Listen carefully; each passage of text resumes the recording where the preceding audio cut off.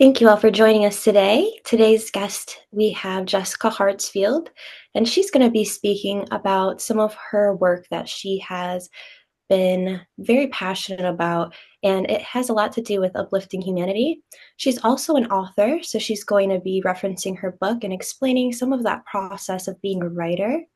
So I'm going to open up the floor for her to explain a little bit about what her work has been thus far. And go ahead, Jessica, just let us know a little bit about what you're working on. Sure, thank you for asking.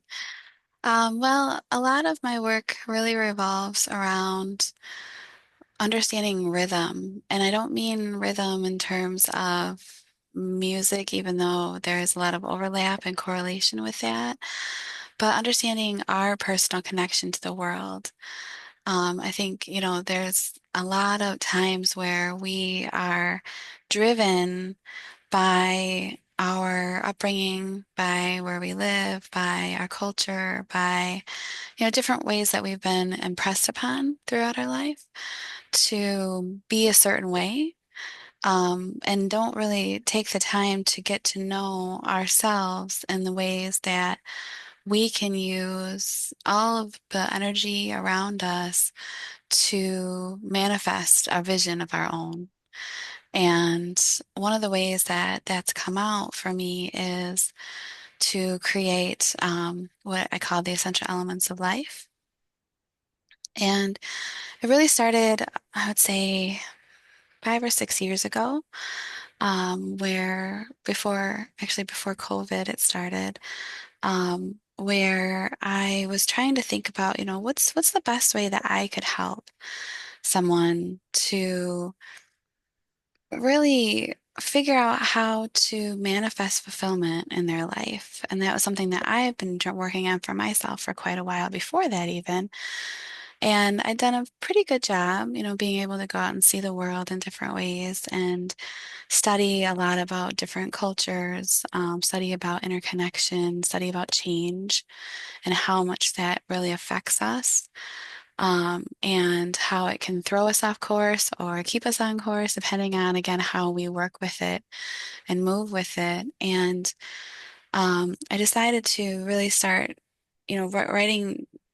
writing these things down and talking about what are those building blocks that we would need to understand in order to really get to know ourselves, in order to really understand what is our secret magic and our uniqueness, and how do we find what we even like to do? How do we even know then how to do it, right? And so I started with the path of, what's the very first thing that somebody would do? And for me, I mean, I think everyone has a little bit different, and that's why it's nice with the essential elements that you can learn them in different ways at different times. But expectations, someone taught me once that you should never really expect anything from life. You should just deal with things as they come, and that expectations can cause a lot of suffering and a lot of pain for people if you hold them too tightly. And it ended up actually being the second of my stepping stones within the essential elements because I also then, when I was doing my master's in interculture, international relations, sorry, not international relations, intercultural relations, um, that change also is one of the most important pieces with how we interact with the world and how change, the shock of change, the emotions around change, the expectations, I guess, of change as well, can throw us for a loop within life. And so I say all that to say that I started writing down, again, what are the most basic, simple building blocks of things that we all deal with as humans? What are the areas that we get stuck in? What are the areas that can be a pitfall for us or boost us, if, depending on how we deal with it? Um, and so that's where the essential elements of life came from, to give us a kind of a path, if you will, to really diving deep into how are we affected by the world and how do we affect the world and how can we affect the world. And so with the essential elements, they they follow a listing where the first four, there's actually 10 of them altogether. The first four are the stepping stones that, again, any human goes through. So we all deal with coexisting with change. We all deal with examining expectations. We all have emotions that we have to either embrace or process, and we all have to make decisions.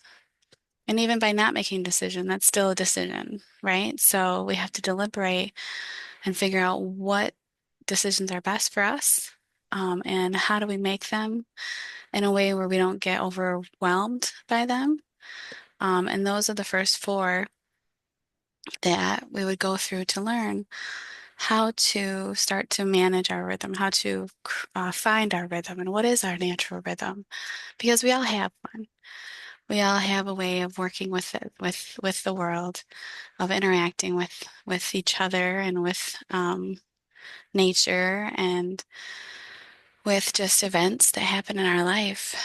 And so those are the basics. Those are the stepping stones. And I could go into way more detail, of course, but I won't right now. But from there, once we have a good idea and a good handle on how we deal with those four things, well, then we have to look at how do we deal internally with ourselves and how do we deal externally. And so there are two different paths that we would go down from the essential elements after that. One is understanding ourselves, and that starts with searching our soul. And when we search our soul, we're trying to figure out like what's right for us. What are the things that have been put upon us already, and how do we filter through that to find out exactly really what we do like, what we're interested in, how we feel about different things, whether it's, societal issues, or relationship issues, um, things from our childhood, etc. Those are the things that we go through in searching our soul. And then we move to creating our culture. And culture is such a huge thing. It's a huge umbrella, right? And a lot of people don't even realize they have a culture, but they do because we're all brought up in some way with things that we think are normal. And we don't often see that they're not normal until we butt up against something else that's different, right? And with creating our culture, we get to pick that apart and say, well, this is how I've always done stuff, but this is what I'm learning how other people do things. And so now I get to decide what's right for me, and actually make my own culture if I want to. Like, how do I celebrate things? How do I experience things? What do I allow in and what do I not? And so that's actually I think one of the most fun of the essential elements because you're really creating something from nothing, right? Um, Mhm. and once you go through that one, then the last one for understanding ourselves is pinpointing our purpose. And when I say purpose, we don't always know exactly what we're going to do in our life. We don't always know exactly what's meant for our soul, but we want to start to figure out what type of person we want to be and what type of creations do we want to manifest in our life. And that's really what pinpointing our purpose is about. It's about finding those attributes that you appreciate, that you want to manifest, that you want to bring out in yourself. It's about pinpointing, again, what type of things fit for your soul better. What type of work do you like to do, right? Because I think a lot of people don't spend enough time figuring out what they actually like to do, what they want to contribute. They just kind of fall into a job or, you know, into something that was suggested from somebody else. And a lot of people I know, unfortunately, aren't very happy with their work and whatever they have to do every day. And so we really focus on how do we not only take your current situation and bring the best out of it, right? Like something that I've always thought of with whatever job I've ever had, for example, is what can I learn from this? What can I learn to bring me into the next thing that's going to make me even happier and even more excited about what I do on a daily basis? But then also working towards, again, what does that look like? That what type of vision do you have for your life, and what you want to manifest and what you want to contribute? And so that's the understanding yourself portion.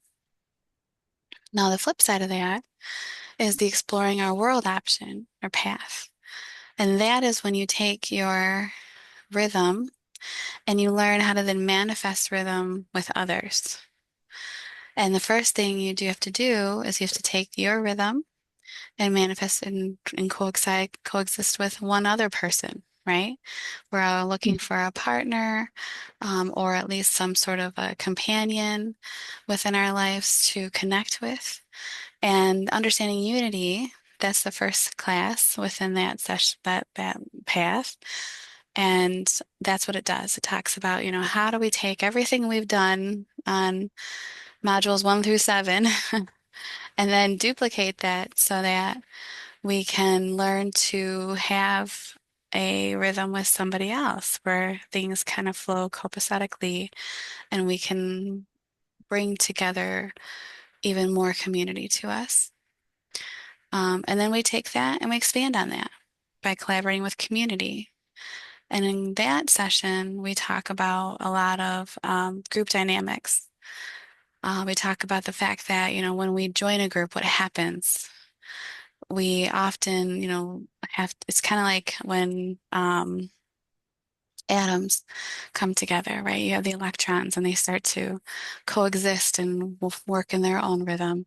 Well, the same thing happens when we join a group. We have to lose some things about ourselves, but we also gain some things from the group. And so we have to talk about, what's the right balance there for us? What is it that we're benefiting from? What is it that maybe not is so great? And how do we work it through that balance so that we do have community? Because that's something that we really, we're really suffering right now from not having a lot of those connections, a lot of that community. We're more and more with, especially with the technology that's out there, we're being driven into our own corners. And I think we're losing a lot from doing that because we're not really seeing eye to eye, or it's easier to make enemies. It's easier to turn away and say, well, I just don't want to deal with that anymore. Or, you know, our triggers are too heavy for us or something, right? But having that community helps us to keep that balance, helps us to see that we're all in this together. And then the final essential element is surviving society. And that one, it changes because society changes, right? And so really what it is kind of a best of where you go through and take all the lessons learned from the others and then put it in place in terms of the current environment. Like, you know, 20 years ago, we wouldn't even be worrying about AI, for example, right? But now we have to think about how is it that we can still keep our own identities, still keep our rhythm flowing well through the universe, still keep our desire to want to create and be a part of things and collaborate, but also deal with all this extra technology that's there. That also deal with all the extra change. They're talking about the fact that people, aren't buying houses anymore. It's very difficult to do that. It's not the same path that our parents took that we have to take today. So how do we do that and still keep ourselves together and balanced and create peace in our lives?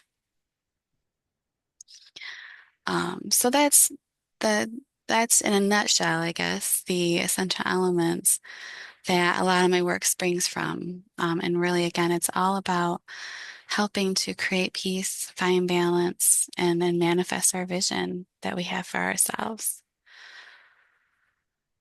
Amazing, amazing. Thank you so much for sharing a little bit more about what you have been working on. And I think, as you implied, it's so important because there's a lot of people experiencing a lot of chaos, a lot of uncertainty. Also, it relates to business, it relates to the scope of so many things, technology, the use of technology, how we incorporate that now into our daily lives. So I just feel like it's so far reaching, and it's something that definitely encourages others to feel connected. And I think that's so important because people, as you mentioned, if they're looking for a sense of community, if they're looking to be a part of something, if they're just looking to understand how to connect with others in a more efficient way or have more of a heart connection, overall, would you say that dipping into your work and really applying those building blocks would be beneficial to them for someone that might feel lost right now? I think so. And I've had people that I've worked with say that it does. But and really it's because again it gives us the ability to focus on ourselves, but also have an outward view so that we are looking to focus on connections.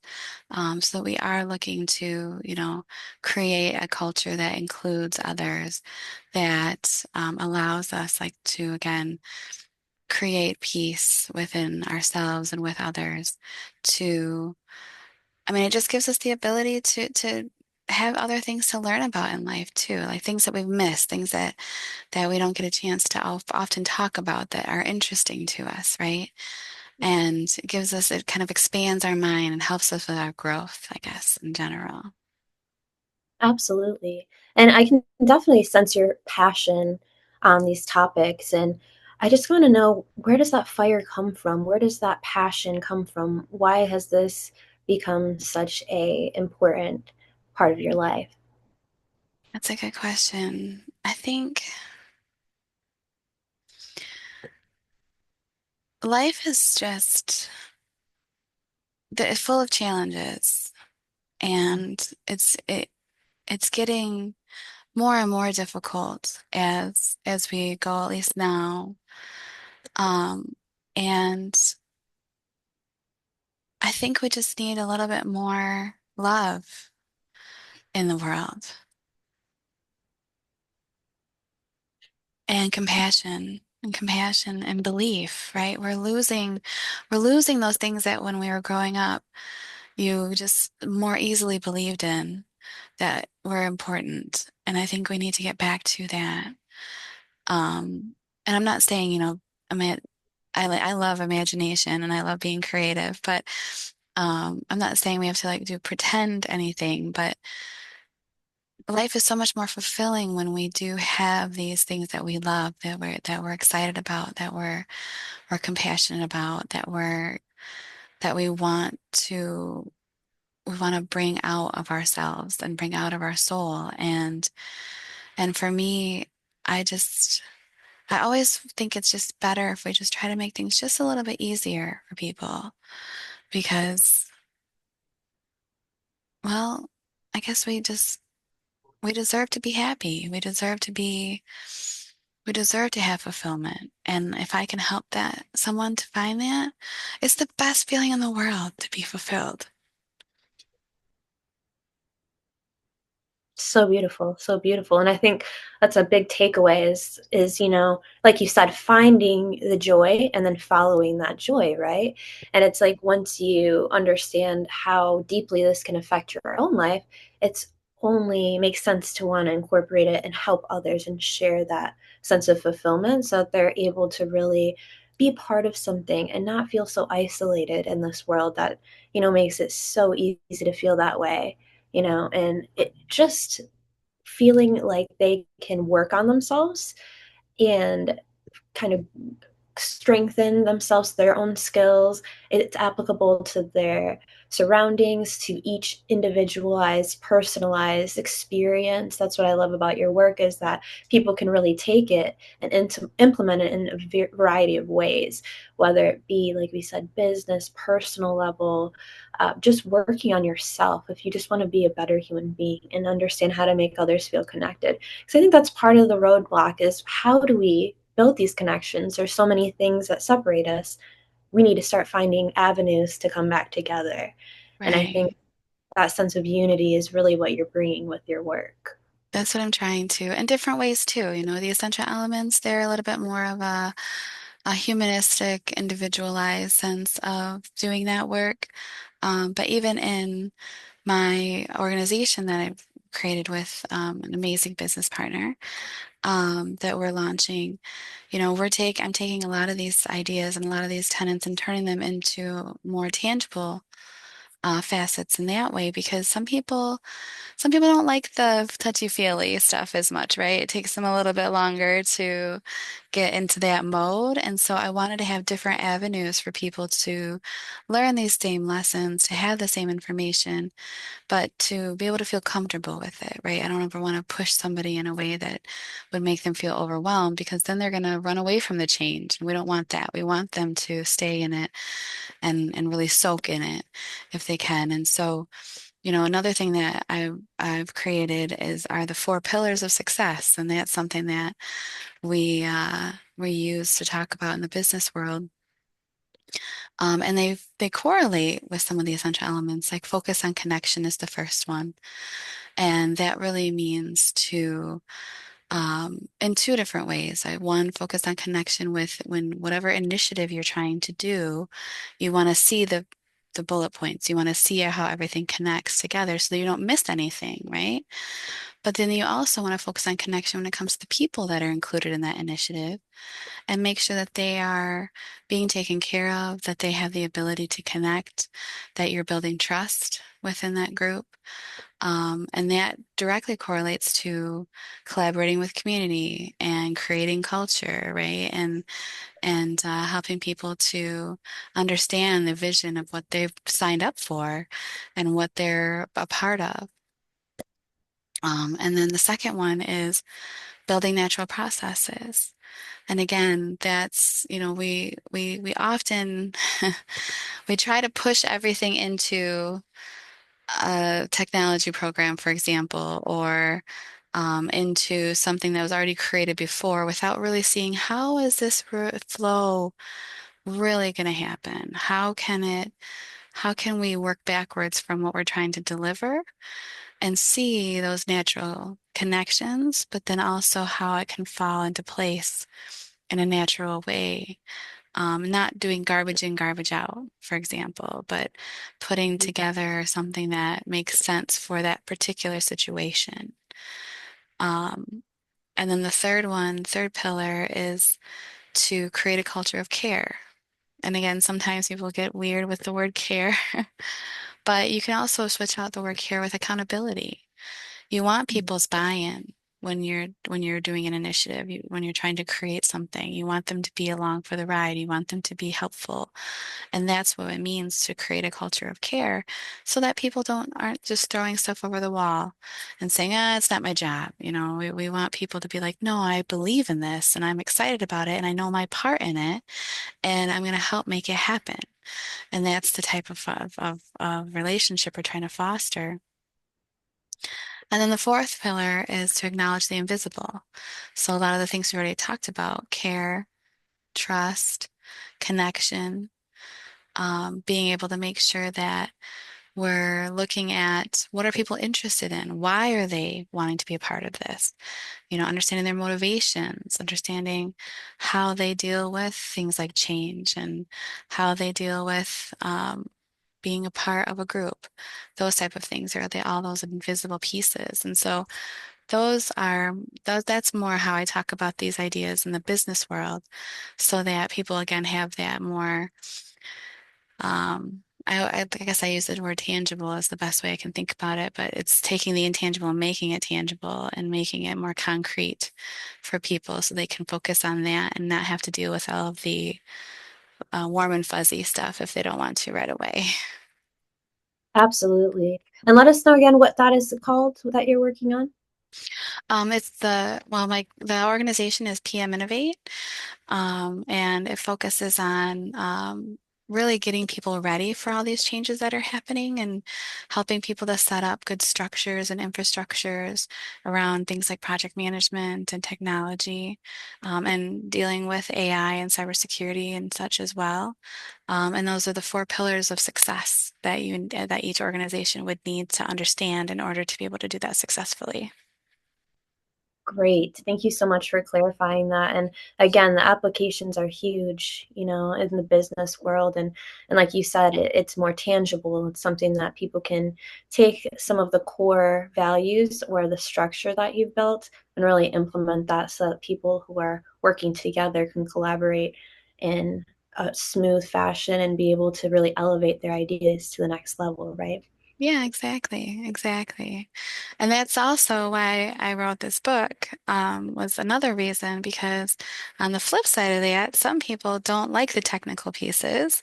They don't really maybe want to start off diving in to all of the emotional pieces right away, but they want a story to help them, right? Stories help us learn and they help us to grow just by reading them, just by sheerly having the empathy within the book that spreads over us as we're going through the connection that you have with characters, and with the actual events that happen in the story. And so in the Kingdom of Orion series, the essential elements are part of that, where my princess Esme, she has to understand them in order to help solve the mystery of what's happening to her world and why everything's falling apart.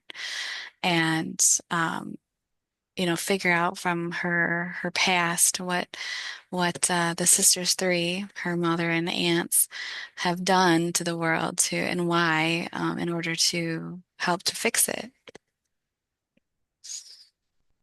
Amazing, amazing. And so, as far as the book in general, and yeah, can you show us just the full cover so we can just Sure. take a closer look quick?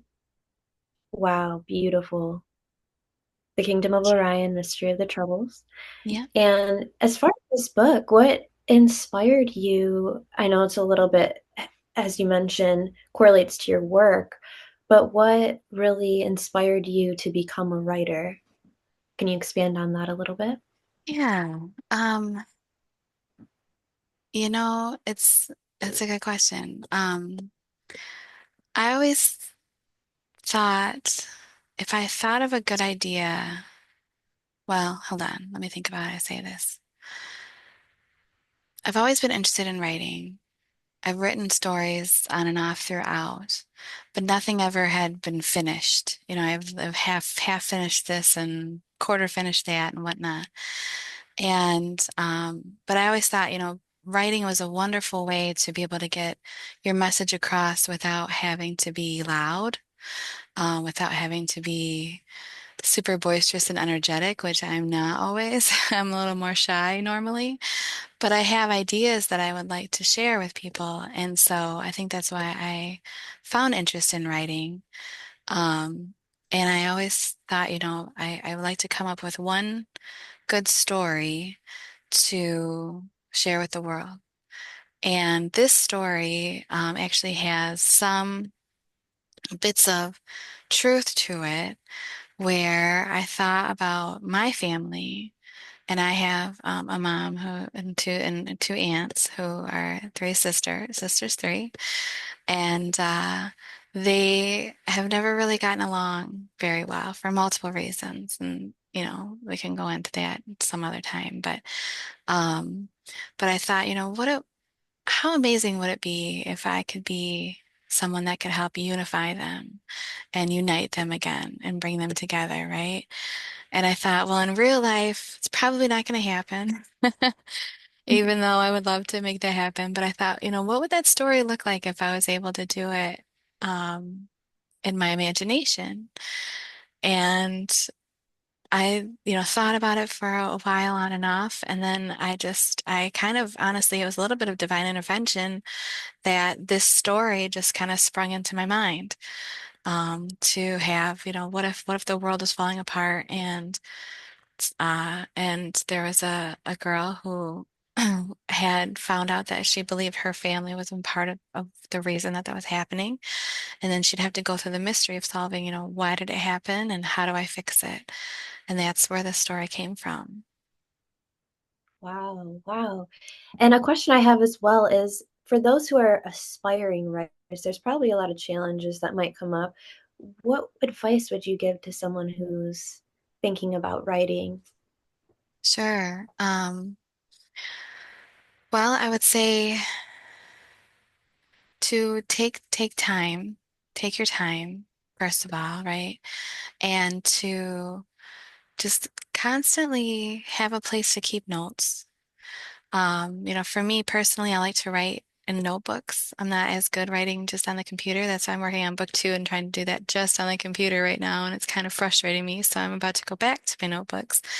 But give yourself a place where you can freely put your ideas and don't worry about if the ideas sound good at the time or not. It doesn't have to come out perfect the first time. With this book, I had multiple rewrites. I actually printed it multiple times before it was what I wanted it to be. And it took me about 2 years to write it. And it's only book one, so I have two more books I have to finish from it. So it'll probably take me another 2 to 4 years to finish it. But don't worry about having everything be perfect, but have a place where you can spill all of your ideas, all of your emotions. And also right when you're inspired in a certain emotional state. Some of my best stuff so far has come when I was feeling very emotional, maybe about the story, or maybe not. Maybe it was something in my life. But I would take that and I would use it in the voice of a character, and I would spill all of those emotions into them. And that not only helped me process what I was dealing with, but it was pretty good writing because it was very passionate at the time. Oh, that's wonderful. And I know that'll help a lot of people who experience a lot of blocks or uncertainties and, just have something drafted and they're just thinking it's not good enough and, hopefully inspire them to finish that work because it can reach so many and just as your work has. And that leads to the next question, which you can share as much as you want. I know it's still in the working stages, but is there anything you're currently writing right now? Yeah, I'm actually writing two different things. One is I'm writing book two of this story, and it's so in book one, again, it's all about trying to figure out why all of this is happening. Book two is now she knows why, and now she has to travel to her homeland to figure out, how to solve the problem. So I'm working on that, and I think I'm excited about it because we're going to talk more about magic in it. We're going to talk more about the goddesses like Artemis and Gaia also make appearances in the book. And we get to look at different relationships from different female type of relationships and in that way. So that's one thing I'm working on. And the other thing I've decided to do is to actually write the story of the essential elements from my point of view in a nonfiction book, sharing my story so that others can see, how did I find my rhythm? How did I discover the essential elements? And how I can share the information about them in the ways that they can read it on their own pace and learn as they go. Great. Thank you so much for sharing that. And as far as your book, where can people find the book? Where can they get it? Yeah, it's on Amazon, so you could order it through Kindle, or you could order it through as I have here, the paperback. And you can basically, I would say Amazon's probably the best place to go to get it because that's the quickest and easiest way to do it. Amazing. Yeah. And was there anything else that I didn't ask that you wanted to share at all about your work or just your journey thus far? Hmm. I think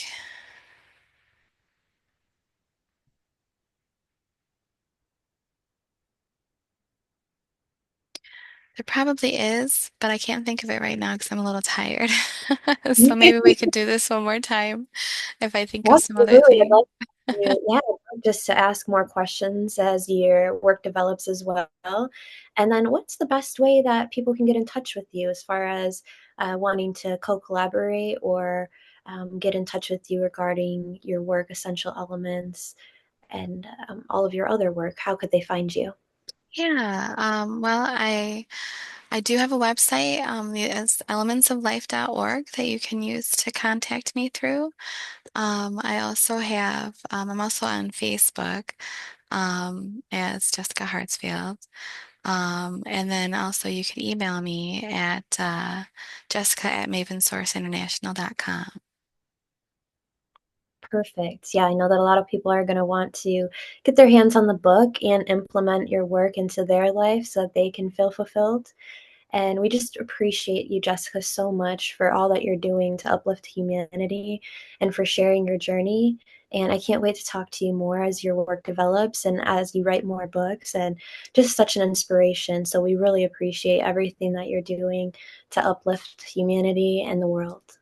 Well, thank you very much. I really appreciate your time and the interest.